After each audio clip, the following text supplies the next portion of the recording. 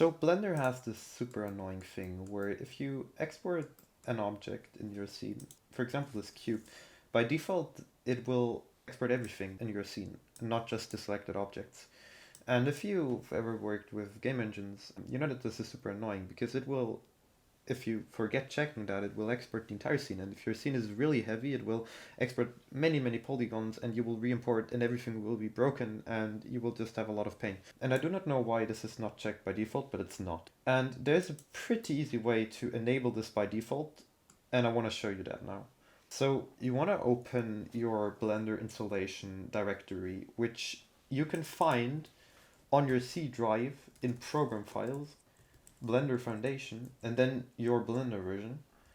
And in this path is linked, it's different for each version of Blender, but I will link it in the description. And here you can find 3.6, like it's the version of your blend file, of your Blender, of your installed Blender.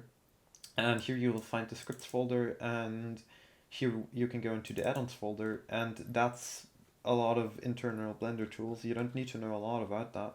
One thing you need to do is you need to find the file type you're trying to export. If it's an FBX, which is it probably is, it's the IO scene FBX.